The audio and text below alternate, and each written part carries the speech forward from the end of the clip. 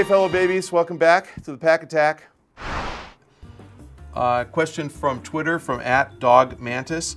How is Titanfall exclusivity for Xbox One more profitable than multi-platform for EA? Great question, and I don't know for sure, but clearly Microsoft is paying something for that exclusivity. It's not exclusive on the Xbox One, it's exclusive on the Xbox and PC. So it's on the 360 and the One and the PC. So Microsoft is only giving up PS4 and PS3.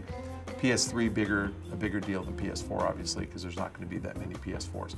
My guess is Microsoft paid up for it, and if you remember, they did that with Mass Effect. So they've done it before, and I think they're doing it again. My guess is that Microsoft paid a lot, as in 20, 30 million, 40 million bucks. And that's probably, at the time, what Microsoft thought it would make. And maybe it's 100 million, maybe it's 500 million, I don't know. But it's whatever EA thought it would earn from selling a PS3 version is probably what they built in. But I don't know that for sure. EA is a public company. They have an obligation to their shareholders to maximize profit. They are run by people who get that, and they would not do it exclusive just on whim. They did it because they got paid. So it's pretty clear that Microsoft made up what EA thought it was losing. I can't say that I know that it's more profitable, and it in fact may be less profitable, because the exclusive was signed before anybody knew the Xbox One would be $100 more than the PS4. Maybe Microsoft thought Xbox One would kick the crap out of PS4.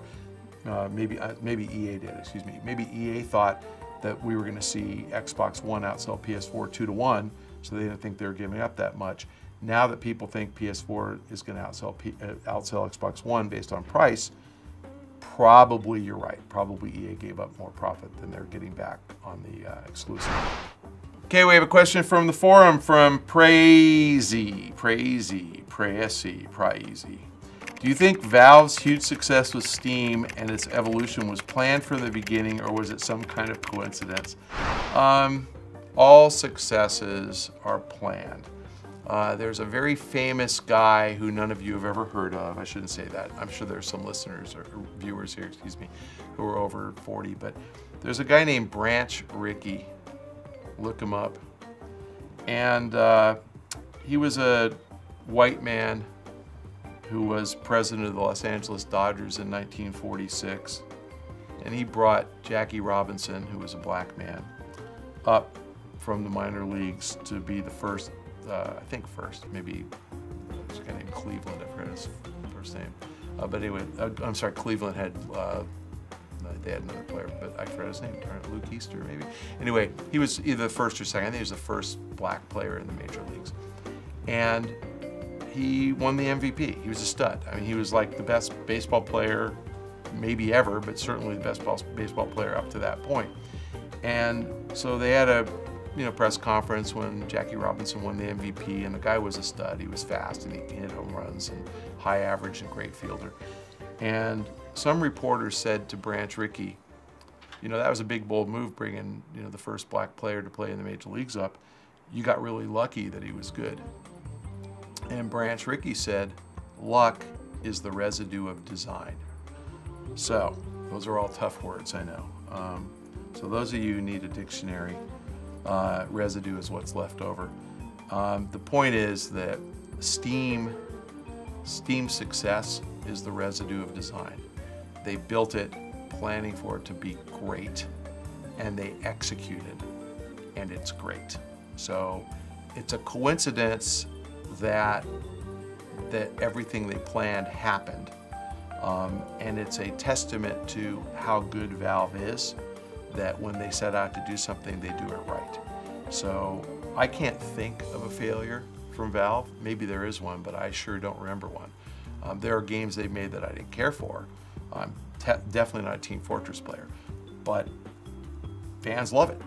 So everything these guys do, I mean, they're great. I would say that people who have success more than once, there's no coincidence at all. People who have success more than once, that happens because they're really good. And so Valve, really good. And it was Gabe Newell's birthday like 2 days ago. 52. I would have guessed he was older. Okay, let's do the, well, I like this question. Okay, so from the forums, we have a question from ABO Hiccups. Hey, Mr. Pachter, why do you only read 2 or 3 questions for the show?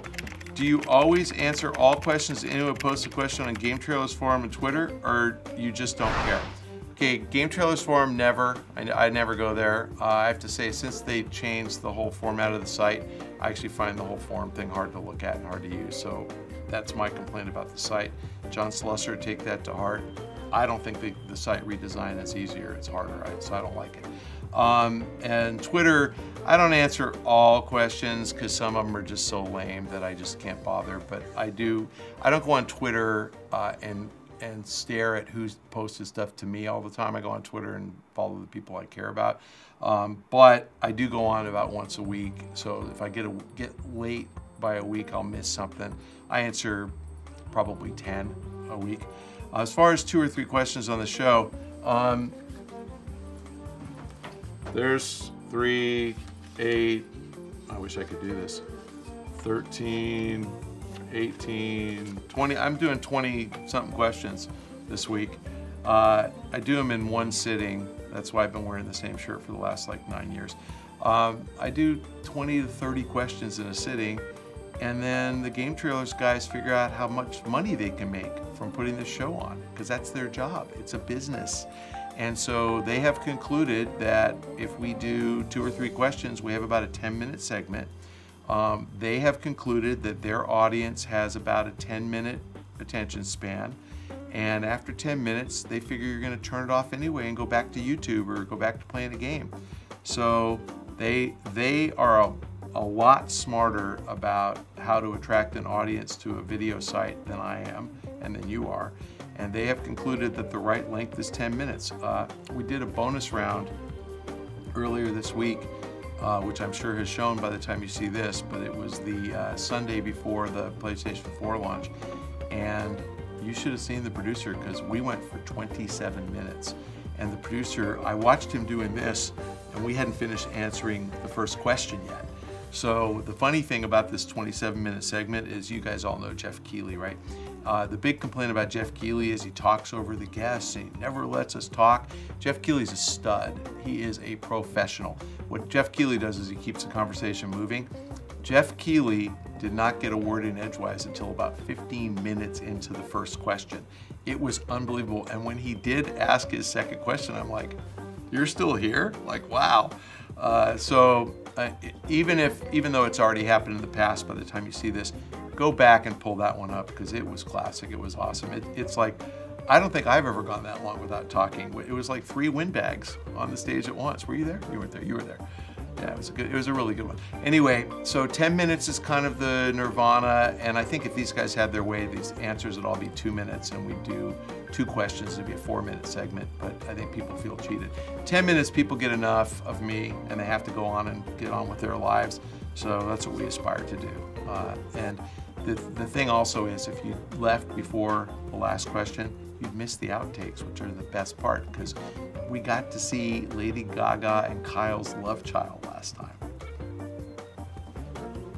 If you have a question for me, you can submit it to the link below. If you'd like to ask me a question on Twitter, send it to @MichaelPachter, copy @GameTrailers, and apply the hashtag AskPack. And we will answer every question we can get to. I will send you a direct message and answer your question directly if you follow me on Twitter @MichaelPachter. Thanks very much for joining us.